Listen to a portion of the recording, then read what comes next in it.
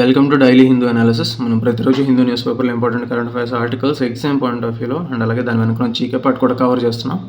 So as part of that initiative ఈరోజు మనకి July 18th, 2025 and recently నిన్నటి నుంచి ఎంసీక్యూస్ టైప్స్లో కూడా స్టార్ట్ చేస్తున్నాను. ఎందుకంటే నేను ఇక్కడ డిస్కస్ చేసినవి మళ్ళీ ఒకసారి రీకాల్ చేసుకోవడం కోసం ఎంసీక్యూస్ కూడా ప్రొవైడ్ చేస్తున్నాను. డైలీ 1 or 2 ఎంసీక్యూస్ అప్లోడ్ చేస్తూ ఉంటాను యూట్యూబ్లో. Give it a try. And అలాగే ఒకరు కామెంట్ చేశారు, ఏదైనా ఒక ఆర్టికల్ మొత్తం పారా మొత్తం అంటే పారాగ్రాఫ్ మొత్తం లైన్ టు లైన్ చదువుతూ ఎక్స్ప్లెయిన్ చేయమని చెప్పారు. ఇఫ్ అలాగని చేస్తే ప్రతి లైన్ టు లైన్ చదివితే మాత్రం వీడియో చాలా లెందీ అవుతుంది అండ్ న్యూస్ పేపర్లో మొత్తం అన్ని ఆర్టికల్స్ని మనకి ఇంపార్టెంట్ పాయింట్స్ని త్వరగా కవర్ చేయలేం. So it takes more than 1.5 hours అలా అవుతుంది ప్రతి లైన్ టు లైన్ చదివి ఒక క్యాబ్ కానీ ఎక్స్ప్లెయిన్ చేయాలంటే. మన మెయిన్ ఎజెండా ఏంటంటే వితిన్ లెస్ టైంలో మనకి ఎగ్జామ్ పాయింట్ ఆఫ్ వ్యూలో కావాల్సిన ఆర్టికల్స్లో ఉన్న ఇంపార్టెంట్ పాయింట్స్ అన్నీ కవర్ చేయాలి. అండ్ ఎడిటోరియల్స్ ఎందుకు చెప్తున్నాను అంటే ఆ ఎడిటోరియల్ చాలా టైం పడుతుంది లైన్ టు లైన్ చదివి చెప్పాలి అంటే. అండ్ దాని సమ్మరీ మనం ఈజీగా గ్రాస్ప్ చేయగలిగితే మీరు ఒకసారి మళ్ళీ దాన్ని చదివితే మీకు వొకాబులరీ పెరుగుతుంది అండ్ అలాగే కాంప్రహెన్షన్లో కూడా కాంప్రహెన్షన్ స్కిల్ అనేది పెరుగుతుంది. జస్ట్ ఆ సమ్మరీ ఏంటంటే మనకు ఒక ఓవరాల్ అండర్స్టాండింగ్ రావడం కోసం మాత్రమే చెప్తున్నాను. అండ్ ఇంకొకటి, ఇది exam point of view current affairs మాత్రమే మనం డిస్కస్ చేస్తున్నాం. We are not discussing vocabulary. మన మెయిన్ ఇష్యూ కాదు, మెయిన్ పాయింట్ కాదు. సో వొకాబులరీ ఒక యాడెడ్ అడ్వాంటేజ్. సినోనిమ్స్ కానీ యాంటోనిమ్స్ కానీ ఈడియమ్స్ ఫ్రేజెస్ వస్తే చెప్తున్నాను, ఎందుకంటే it has lot of scope in SSC exams. So అందుకు అవి కూడా కవర్ చేస్తున్నాను. కానీ grammar I'm not covering uh grammar. So grammar is entirely a different thing.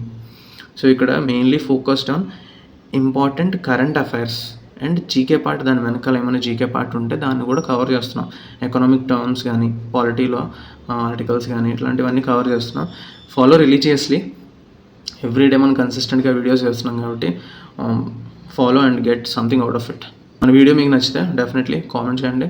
And if you have any doubts related to any competitive exams or else feel free to comment below. Definitely I will give reply and give it a like.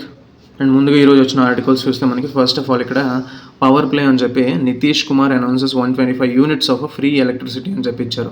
ఎందుకంటే Bihar CM ప్రస్తుతం Nitish Kumar. So ఈ బీహార్లో upcoming assembly elections రానున్నాయి కాబట్టి so నా pole promise కింద 125 units of free electricity ఇస్తామని చెప్పేసి ఇక్కడ హెడ్లైన్ ఇచ్చారు. అండ్ నెక్స్ట్ చూస్తే ఇక్కడ మనకి India వార్న్స్ against double standards over Russian oil.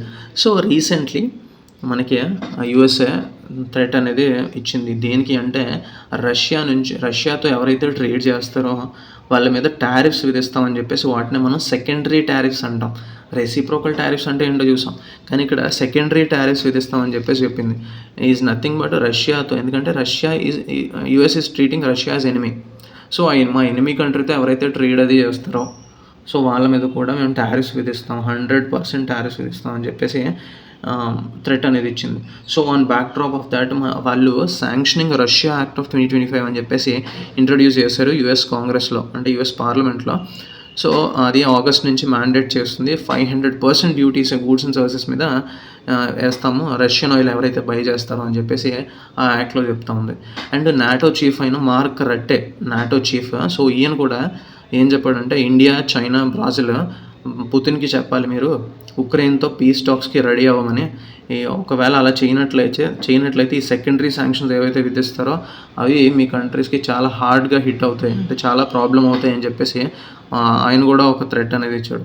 కానీ మన సెంటర్స్ రెస్పాన్స్ ఎలా ఉందంటే, మన Indian response, union petroleum minister Hardeep Singh puri ఏం చెప్పారంటే, సో శాంక్షన్స్ వేసినప్పుడు చూసుకుందాం, అయినా సరే ఆయిల్ ఇంపోర్ట్స్ ఏవైతే ఉన్నాయో ఇంతకుముందు 27 countries నుంచి మాత్రమే డైవర్సిఫైడ్గా తీసుకునే వాళ్ళం, ప్రస్తుతం 40 countries నుంచి తీసుకుంటున్నాం మేము, వచ్చినప్పుడు చూసుకుందాంలే అని చెప్పేసి మన union petroleum minister Hardeep Singh puri చెప్పారు. అండ్ నెక్స్ట్ చూస్తే ఇక్కడ మనకి artificial reefs setup at 22 sites across north Andhra. So north Andhra అంటే ఉత్తరాంధ్రలో సీ షోర్ దగ్గరలో ఆర్టిఫిషియల్ రీఫ్స్ని సెటప్ చేశారు. Artificial reefs is nothing but generally ఈ కోరల్ రీఫ్స్ అంటాం వీటిని. ఈ కోరల్ రీఫ్స్ అనేవి న్యాచురల్గా ఉండాలి జనరల్గా, కాకపోతే మనకి కోరల్ రీఫ్స్ తక్కువగా ఉండడం వల్ల సో ఆర్టిఫిషియల్ రీఫ్స్ని ఇంట్రడ్యూస్ చేశారు. ఇది జనరల్లీ ఏం చేస్తుందంటే ఈ సీ బెడ్లో, అంటే ఆ సీ ఫ్లోర్లో it will mimic the functions of natural reef ఏవైతే ఫంక్షన్స్ చేస్తుందో వాటినే ఈ ఆర్టిఫిషియల్ రీఫ్ కూడా మనకి ప్రొవైడ్ చేస్తుంది. It restores the balance of fish డైవర్సిటీని రీస్టోర్ చేస్తుంది అండ్ అలాగే ప్రొడక్షన్ అండ్ అలాగే ఫిషింగ్ని రివైవ్ చేస్తుంది అని చెప్పేసి ఇచ్చారు. ఈ ఆర్టిఫిషియల్ రీఫ్స్ వల్ల చాలా వరకు ఉపయోగాలు ఉన్నాయి. కోరల్ రీఫ్స్ జనరల్గా they contribute to the growth of fish stock apart from promoting marine biodiversity. So ఈ మెరైన్ బయోడైవర్సిటీ ప్రమోట్ చేయడమే కాకుండా ఫిష్ స్టాక్ పెరుగుతుంది. ఎందుకంటే ఈ కోరల్ రీఫ్స్ చుట్టుపక్కల ఇవి బ్రీడింగ్ చేస్తాయి. సో అక్కడ వీటికి ఫుడ్ అవైలబిలిటీ అనేది ఎక్కువగా ఉంటుంది. సో గ్రోత్ ఆఫ్ ఫిష్ చాలా ఎక్కువగా ఉంటుంది. అండ్ దానివల్ల ఈ ఫిషర్ ఫోక్స్ ఎవరైతే ఉన్నారో అంటే జాలర్లు ఎవరైతే ఉన్నారో వాళ్ళ లైవ్లీహుడ్స్ కూడా ఇంప్రూవ్ అవుతాయని చెప్పించారు. ఈ artificial reefs not only enhance marine flora and fauna. So marine flora and ఫోనాని ఎన్హాన్స్ చేస్తాయి అండ్ అలాగే న్యాచురల్ సెట్టింగ్ ఏదైతే ఉంటుందో to promote this fish aggregations by attracting migrant ఫిష్ని కూడా అట్రాక్ట్ చేస్తాయి ఈ రీఫ్స్ అనేవి. సో అక్కడ బ్రీడింగ్ అండ్ అలాగే ఫీడింగ్ ఆపర్చునిటీస్ ఎక్కువగా ఉంటాయి. సో దట్ ఈ రెసిడెంట్ పాపులేషన్స్ ఏవైతే అక్కడ షెల్టర్డ్ స్ట్రక్చర్స్ ఏవైతే ఉంటాయో సో అక్కడ ఈ ఫిష్ పాపులేషన్ అనేది చాలా వరకు పెరుగుతుంది. అండ్ అలాగే they will enhance this habitat recovery and అలాగే అక్వాటిక్ బయోటాని బూస్ట్ చేస్తాయని చెప్పేసి ఇచ్చారు. దీనివల్ల ఉపయోగాలు ఇచ్చారు. అండ్ జనరల్లీ మనం కోరల్ రీఫ్స్ని చూస్తే మనం rain forests of the sea అని చెప్పేసి పిలుస్తాం కోరల్ రీఫ్స్ని. ఎందుకంటే లాట్ ఆఫ్ డైవర్సిటీ అనేది ఆ కోరల్ రీఫ్స్ దగ్గర ఉంటుంది. So rain forest of the sea అని చెప్పేసి కోరల్ రీఫ్స్ని పిలుస్తాం. ఎందుకు అలా పిలుస్తాం అంటే జనరల్గా చూస్తే ల్యాండ్ మీద కూడా రెయిన్ ఫారెస్ట్లో ఎక్కువ బయోడైవర్సిటీ ఉంటుంది, డైవర్సిఫైడ్ బయోడైవర్సిటీ ఉంటుంది. సో అలానే సముద్రంలో కూడా కోరల్ రీఫ్స్ దగ్గర డైవర్సిఫైడ్ బయోడైవర్సిటీ ఉంటుంది కాబట్టి సో దాన్ని మనం rain forest of the sea అని చెప్పేసి పిలుస్తాం. అండ్ ఇక్కడ చూస్తే మనకి denizens meaning important. The rain brought relief to the denizens from the sweltering heat. So lot of heat, summer చాలా హీట్ ఎక్కువగా ఉంది కదా సో ఎండలో. సో దాని నుంచి ఒక రిలీఫ్ అనేది రెయిన్ తీసుకొచ్చింది టు ద డెనిజన్స్ అంటే ఇన్హాబిటెంట్స్ లేదంటే రెసిడెంట్స్ అనే మీనింగ్ వస్తుంది. So denizens meaning important. And ఇక్కడ చూస్తే ఒక పిక్చర్ ఇచ్చారు జంబో ఫీస్ట్ అని చెప్పి. This is part of cultural celebration. ఇది ఆనయూతు అంటే ఎలిఫెంట్ ఫీడింగ్ సెరమనీ యాన్యువల్ ప్రతి ఇయర్ జరుగుతూ ఉంటుంది on the first day of Karkidakam అని చెప్పేసి last month of Malayalam calendar. So on account of this ఈ సెలబ్రేషన్ జరుగుతుంది, సెరమనీ జరుగుతుంది. ఎక్కడంటే ఈ టెంపుల్ వడక్కునాథన్ టెంపుల్ దగ్గర త్రిశూర్లో జరుగుతుంది. సో అనయూతు అంటే ఎలిఫెంట్ ఫీడింగ్ సెరమనీ. నెక్స్ట్ చూస్తే ఇక్కడ మనకి TG mulls ban on toddy shops within ORR limits అంటే అవుటర్ రింగ్ రోడ్ లిమిట్స్లో బ్యాన్ చేయాలనుకుంటున్నారు ఈ కళ్ళు దుకాణాలని. టాడీ అంటే కళ్ళు. సో ముల్స్ ఇక్కడ మీనింగ్ ఇంపార్టెంట్. ముల్స్ అంటే థింకింగ్. సో ఆలోచిస్తుంది, తెలంగాణ గవర్నమెంట్ ఆలోచిస్తుంది to ban this toddy shops, ORR లిమిట్స్లో ఉన్న టాడీ షాప్స్ని బ్యాన్ చేయడానికి. ఇక్కడ చూస్తే ఎందుకు అంటే రీసెంట్లీ ఒక కేసు జరిగింది కదా, అడల్టరేటెడ్ టాడీ తాగి చాలా వరకు మరణాలు జరిగాయి అక్కడ. So on back drop of that ఈ డిసిషన్ తీసుకుంటుంది. అండ్ అడల్టరేటెడ్ టాడీ అంటే కల్తీ చేయబడిన కళ్ళు అని చెప్పేసి అర్థం. అండ్ ఇక్కడ ఎడిటోరియల్ పేజ్లో చూస్తే మనకి మిడిల్ గ్రౌండ్ అని చెప్పేసి ఒక ఆర్టికల్ వచ్చింది. Trump must ask Russia to back down from its maximalist position అని చెప్పిచ్చారు. అంటే ట్రంప్ రష్యాని అడగాలి to back down from its maximalist position ఏదైతే చూపిస్తుందో రష్యా, సో దాని నుంచి బ్యాక్ డౌన్ అవ్వమని చెప్పేసి ట్రంప్ అడగాలి అని చెప్పేసి ఇచ్చారు. So Trump should follow this middle path అని చెప్పేసి ఇచ్చారు ఇక్కడ. సో క్లియర్గా సమ్మరీ ఏంటో చూద్దాం. ఇక్కడ ఫస్ట్ ఆఫ్ ఆల్ మనకి ట్రంప్ అనేది థ్రెట్స్ ఇష్యూ చేశాడు. సివియర్ టారిఫ్స్ విధిస్తాం, ఎవరైతే రష్యా ట్రేడింగ్ పార్ట్నర్స్ ఉన్నారో వాళ్ళ మీద సివియర్ టారిఫ్స్ అనేది మేము విధిస్తాము ఇఫ్ ఇన్ కేసు 50 డేస్లో ఉక్రెయిన్ పీస్ డీల్ జరగకపోతే అని చెప్పేసి ఒక థ్రెట్ అనేది ఇచ్చారు. అండ్ ఆల్రెడీ ఇక్కడ చూస్తే మనకి almost more than 20% of Ukraine territory already including Sea of Azov అని చెప్పేసి ఉంటుంది.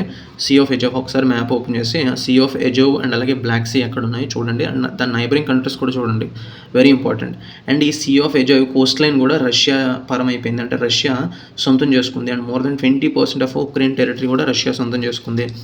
అండ్ రీసెంట్లీ చూస్తే ట్రంప్ పీస్ డీల్ కోసం రష్యాతో మాట్లాడాడు అండ్ అలాగే ఉక్రెయిన్తో కూడా మాట్లాడాడు.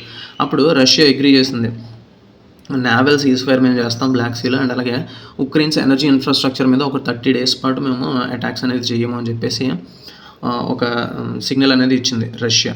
అండ్ కాకపోతే ఈ యుఎస్ అనేది ఇజ్రాయిల్ ఇరాన్ వార్లో ఇజ్రాయెల్ సైడ్ నుంచోని ఇరాన్ మీద ఎప్పుడైతే బాంబింగ్స్ చేయడానికి రెడీ అయిందో ఇంకా అప్పటి నుంచే ఈ మాస్కో అంటే రష్యా కూడా ఈ ఉక్రెయిన్ మీద అటాక్స్ అనేవి, డ్రోన్ అటాక్స్ అనేది అండ్ అలాగే ట్రూప్ అడ్వాన్సెస్ అనేవి విపరీతంగా పెంచేసింది. సో ట్రాన్సియంట్ మాస్కో అని చెప్పి ఇచ్చారు. ఇక్కడ ట్రాన్సియంట్ అంటే అన్కాంప్రమైజింగ్ కాంప్రమైజ్ అయ్యేదే లేకుండా మాస్కో ఈ వార్లో ముందుకు వెళ్తుంది. సో దాన్ని ఆపాలి అంటే ఇప్పుడు థ్రెడ్స్ అనేది సెకండరీ టారిఫ్స్ రూపంలో విధించారు. ఎందుకంటే డైరెక్ట్గా రష్యా మీద టారిఫ్స్ విధించవచ్చు కదా అని అడగొచ్చు. కాకపోతే ఇక్కడ జస్ట్ 2024లో అంటే ప్రీవియస్ ఇయర్లో జస్ట్ $3 బిలియన్ ట్రేడ్ మాత్రమే ఉంది రష్యాకి, యూఎస్కి. సో దాని మీద ట్రేడ్ టారిఫ్స్ విధించినా అంతగా ఎఫెక్ట్ అనేది అవ్వదు రష్యాకి. సో దట్ కొత్త టర్న్ తీసుకొని సెకండరీ టారిఫ్స్ విధిస్తాం. అంటే ఇక్కడ మేజర్ కంట్రీస్ ఏమున్నాయి, ఇండియా, చైనా, బ్రెజిల్, ఇవి చాలా ఎఫెక్ట్ అవుతాయి. సో మనము రష్యాని పీస్ డీల్కి ఒప్పించాలి అన్నట్టు సెకండరీ టారిఫ్స్ విధించడానికి యూఎస్ఏ ప్లాన్. అండ్ యూఎస్ఏ ఈ ఉక్రెయిన్కి నాటో అలైస్ ద్వారా ప్యాట్రియాట్ సిస్టమ్స్ని, డిఫెన్స్ వెపన్స్ని సప్లై చేయడానికి కూడా ఒక ప్లాన్ అనేది ఉంది. అండ్ ఇక్కడ ఏమి ఇచ్చారంటే జనరల్గా ట్రంప్ ఈ గ్లోబల్ కాన్ఫ్లిక్ట్స్ ఏవైతే అవుతున్నాయో అవి ఇంపీరియల్ స్టైల్లో థ్రెట్స్ ఇస్తే అవి ఆగవు. సస్టైన్డ్ డిప్లొమసీ ద్వారా బోత్ రష్యాకి, ఉక్రెయిన్కి సస్టైన్డ్ డిప్లొమసీ చేసి సో దాని ద్వారా ఒక మిడిల్ గ్రౌండ్ తీసుకొని డ్యూరబుల్ పీస్ ఫామ్ చేయడానికి ట్రై చేయాలి. అంతేగాని ఇంపీరియల్గా బిహేవ్ చేస్తే no one will come down అని చెప్పేసి ఈ ఆర్టికల్ ఇచ్చారు. అండ్ ఎడిటోరియల్లో నెక్స్ట్ ఆర్టికల్ చూస్తే మనకి స్టెప్పింగ్ స్టోన్ అని చెప్పేసి the NASA axiom ISRO tie up is an admirable outcome అని చెప్పి ఇచ్చారు. ఇక్కడ చూస్తే Shubhanshu Shukla 2 week mission complete చేసి ఇంటర్నేషనల్ స్పేస్ స్టేషన్ నుంచి రిటర్న్ బ్యాక్ అయ్యారు ఆన్ July 15th అని చెప్పి ఇచ్చారు. సో ఇది ఒక ఇంటెన్స్ రిహార్సల్ కింద ఉంది. ఎందుకంటే ఇస్రో గగన్యాన్ మిషన్ మనకి 2027లో లాంచ్ అయిపోతుంది. So human space flight mission from India side so ISRO launch అయిపోతుంది గగన్యాన్. సో దానికి ఒక రిహార్సల్ కింద జరిగింది మనకి. అండ్ ఈ శుక్లాస్ ట్రిప్ అంటే ఈ యాక్సియం ఫార్మేషన్లో మన ఇండియన్ ఆస్ట్రోనాట్ శుక్లాని పంపించడం కోసం 500 crores మనం పే చేసాం. సో దాన్ని ఇండియన్ అథారిటీస్ అఫీషియల్గా అయితే కమ్యూనికేట్ చేయలేదు, కానీ సో అన్అఫీషియల్గా మనకి 500 crores మనం దానికి పే చేసామని చెప్పేసి ఇచ్చారు. అండ్ గగన్యాన్ మిషన్ యొక్క అవుట్లే చూస్తే మనకి 20,000 crores అవుట్లే వచ్చేసింది ఈ మిషన్కి. సో అందులో భాగంగానే 500 crores అనేది పే చేశారు. అండ్ ఈ హ్యూమన్ స్పేస్ ఫ్లైట్ ఏదైతే ఉందో సో దానికి అగెనెస్ట్ అంటే if in case any problems వస్తే ప్రశాంత్ నాయర్ అనేది సెకండ్ పర్సన్ కూడా ట్రైన్ చేశారు. ఇఫ్ ఇన్ కేస్ శుక్లా కానీ వెళ్ళకపోయినట్లయితే ప్రశాంత్ నాయర్ వెళ్ళి ఉండేవాడు అని చెప్పేసి ఇచ్చారు. అంటే బ్యాకప్ క్రూ కింద.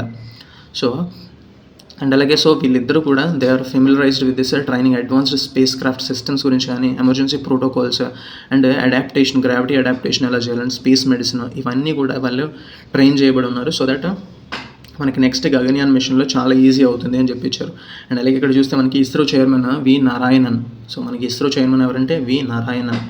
అండ్ ఈ మిస్టర్ నాయర్ జపాన్ అండ్ జర్మనీలో కూడా ట్రైన్ అయ్యారు. అండ్ యూరోపియన్ మాడ్యూల్స్, జపాన్ మాడ్యూల్స్లో క్లియర్గా వీళ్ళిద్దరూ కూడా ట్రైన్ అయ్యారు. ఇక్కడ చూస్తే మనకి ఈ గగన్యాన్ మిషన్ అనేది డెఫినెట్లీ మన ఇండియాస్ సాఫ్ట్ పవర్, క్లియర్గా ఈ సాఫ్ట్ పవర్ని గ్లోబల్ వైడ్ మనకి ఎన్హాన్స్ చేస్తుంది ఇండియాస్ సాఫ్ట్ పవర్ని అని చెప్పేసి ఇక్కడ ఇచ్చారు. అండ్ ఇక్కడ చూస్తే మనకి the icing on the cake while covering a sport అని చెప్పించారు. The icing on the cake, ఈ ఇడియం అనేది ఇంపార్టెంట్ మనకి. The icing on the cake అంటే unexpected additional good thing. So మనం జనరల్గా some good thing is happening, కానీ అంతకన్నా something better, something extra additional good thing జరిగినప్పుడు the icing on the cake అని చెప్పేసి అంటారు. సో ఐడియం అనేది ఇంపార్టెంట్ మనకి, ప్రీవియస్ ఇయర్ క్వశ్చన్ కూడా ఇది. అండ్ ఇక్కడ పిక్చర్ ఇచ్చారు శుభాంశు శుక్లా యాక్సియం 4 మిషన్ నుంచి, నాసాస్ యాక్సియం 4 మిషన్ నుంచి return back to the earth వచ్చారు కాబట్టి సో ఆయన చిల్డ్రన్ హగ్ చేసుకున్నట్టు ఇక్కడ పిక్చర్ ఇచ్చారు శుభాంశు శుక్లా. అండ్ ఇక్కడ చూస్తే ఫ్యాక్ట్ ఒకటి ఇంపార్టెంట్ మనకి, first time and Indian has gone to orbital space. అంటే రాకేష్ శర్మ 1984లో వెళ్ళిన తర్వాత this is the first time and Indian going to this orbital space అని చెప్పేసి ఇచ్చారు. ఈ ఫ్యాక్ట్ అనేది ఇంపార్టెంట్ మనకి. అండ్ రాకేష్ శర్మ మన ఇండియా నుంచి 1984లో రష్యన్ మిషన్ అయిన సోయిజ్ మీద వెళ్ళారు ఈ ఆర్బిటల్లోకి. అండ్ నెక్స్ట్ ఆర్టికల్ చూస్తే మనకి Akash prime successfully tested in Ladakh by army అని చెప్పించారు. సో ఇక్కడ ఈ ఆకాష్ ప్రైమ్ అనేది medium range surface to air missile. సరే ఫ్రమ్ ప్రొటెక్టింగ్ ఇది ఎందుకంటే to protect this military installations ఏవైతే ఏరియల్ థ్రెట్స్ వస్తాయో వాటి నుంచి ప్రొటెక్ట్ చేయడం కోసం, మిలిటరీ ఇన్స్టలేషన్స్ని ప్రొటెక్ట్ చేయడం కోసం ఈ డిఫెన్స్ సిస్టమ్స్ అనేది తయారు చేశారు. ఆకాష్ ఎయిర్ డిఫెన్స్ సిస్టమ్, ఇది surface to air missile. So ఇది చూస్తే మనకి DRDO అనేది డెవలప్ చేసింది. సో ఆర్మీ దీన్ని ట్రయల్ రన్స్ అనేవి క్యారీ అవుట్ చేసింది, సక్సెస్ఫుల్గా ట్రయల్ రన్స్ అనేవి కంప్లీట్ చేసింది లడఖ్లో. Akash Prime, air defence system Akash Prime developed by DRDO for army కోసం. అండ్ ఇక్కడ చూస్తే మనకి Ahmedabad named cleanest big city in India అని చెప్పించారు. క్లీనెస్ట్ బిగ్ సిటీ మనకి అహ్మదాబాద్ కింద అహ్మదాబాద్ సొంతం చేసుకుంది. అండ్ దాని నెక్స్ట్ భోపాల్ అండ్ అలాగే Lucknow. And super Swachh league అని చెప్పేసి కొత్తగా ఇంట్రొడ్యూస్ చేశారు. అందులో అమంగ్ 23 సిటీస్లో విజయవాడ ఉంది. అండ్ అలాగే ఇండోర్, సూరత్, నవీ ముంబై కూడా ఉన్నాయి. అండ్ ఇందులో మనకి మిలియన్ ప్లస్ పాపులేషన్ కేటగిరీలో ఈ సూపర్ స్వచ్ఛ లీగ్ అనేది ఇంట్రొడ్యూస్ చేశారు. అండ్ బెస్ట్ సఫాయి మిత్ర సురక్షిత షహర్ అని చెప్పేసి చూస్తే ఇక్కడ ఫస్ట్ మనకి Visakhapatnam, Jabalpur and Gorakhpur declared under this head. అంటే బెస్ట్ సఫాయి మిత్ర సురక్షిత షహర్ అంటే శానిటేషన్ వర్కర్స్కి ఒక సేఫ్టీ, డిగ్నిటీ ఇచ్చే ప్లేసెస్ ఏవైతే ఉన్నాయో అందులో మనకి విశాఖపట్నం కూడా చోటు సంపాదించుకుంది. అండ్ నెక్స్ట్ ఆర్టికల్ చూస్తే మనకి UK government plans to reduce age of voting from 18 to 16. Vote హక్కు ఏజ్ 18 నుంచి 16కి తగ్గించడానికి UK గవర్నమెంట్ ఇస్ ప్లానింగ్. ఓవరాల్గా ఈరోజు ఎగ్జామ్ పాయింట్ ఆఫ్ వ్యూలో ఇంపార్టెంట్ ఆర్టికల్స్ కవర్ చేస్తాం. అండ్ వీడియో నచ్చితే లైక్ చేయండి. And definitely bell icon enable చేసుకోండి, సో దట్ వీడియో పెట్టగానే మీకు నోటిఫికేషన్ వస్తుంది. And that's it. Thank you for watching.